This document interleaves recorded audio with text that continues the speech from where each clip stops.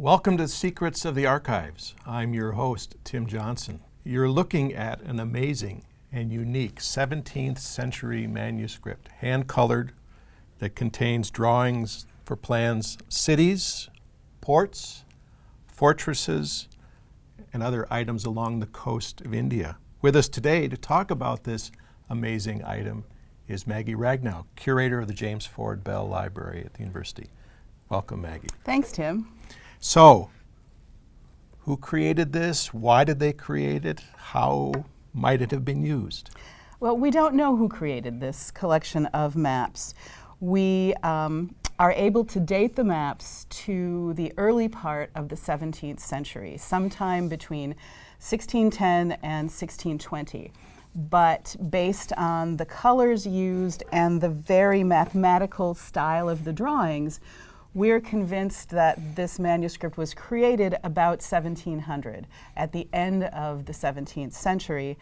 It was probably used for personal use. Someone had access to the original maps and decided to have them professionally drawn, all to the same size, all to scale, all using the same colors, and then binding them in this parchment cover.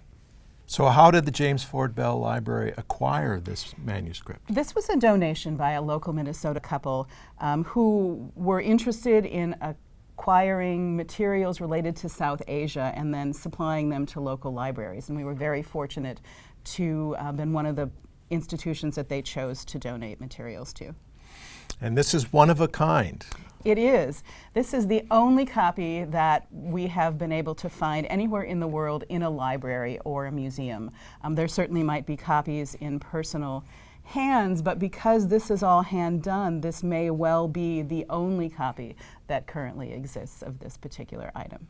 So how might someone use this piece for their research today?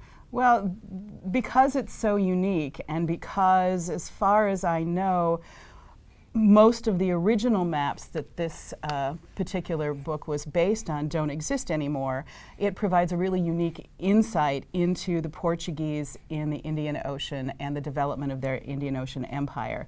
This, for example, that I'm showing you now is a plan of the City of Goa, which was really the seat of the Portuguese provincial government in India, often called the Rome of the East. So it was tremendously important, and to be able to see what it looked like in plan aspect could be tremendously important for someone studying that area.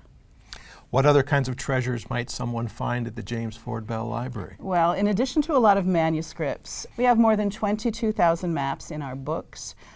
We have a very large book collection. We have manuscript collections, archival collections, more than 30,000 items that document Europeans primarily going out into the rest of the world and encountering others and their relationships and what they find and how they transmit that information back to Europe. Thanks, Maggie, for sharing this. You're welcome, Tim.